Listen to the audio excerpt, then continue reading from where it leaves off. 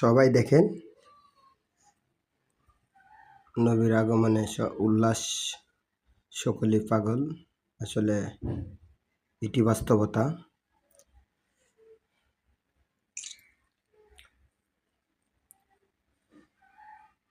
কিছু কিছু মানুষ তবাতে মজা করবে।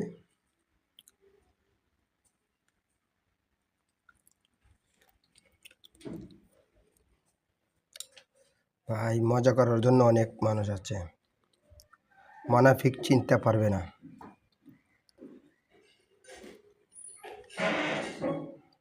ভাই, মুনাফিক তো মুনাফিকই। কোরআনের 18 বার মুনাফিকের তালিকা আছে।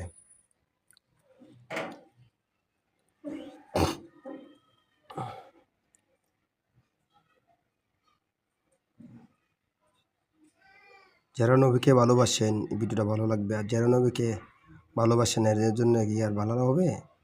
এই কারণে ভিডিওটা দিলাম। যে নবীকে ভালোবাসেন দেখবেন, আর যে ভালোবাসেন না ঠেলা দিয়ে দূরে পালা দেবেন, তাতে আমার কিছু না। আমরা সকলেই নবীকে ভালোবাসবো, এটি আমার কর্তব্য।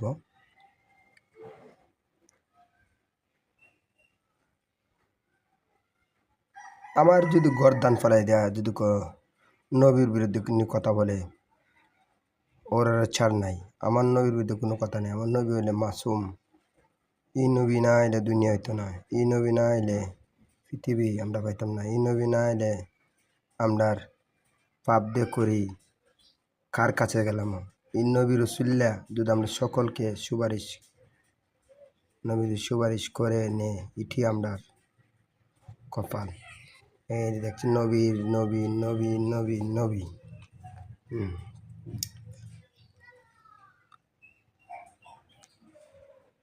কিছু কিছু মানুষ তফাতে মজা নিবে।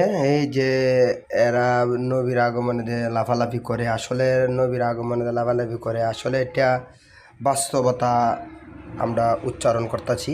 নবীর আগমনে আমরা খুশি, নবীর আগমনে আমরা খুশি, সবসময় খুশি থাকবো। আর নবী যাওয়ার কালেতে একটু কষ্ট লাগবেই। কেন লাগবে জানেন? যার সাথে যার বাপ তার একটু দেখলে লাভ।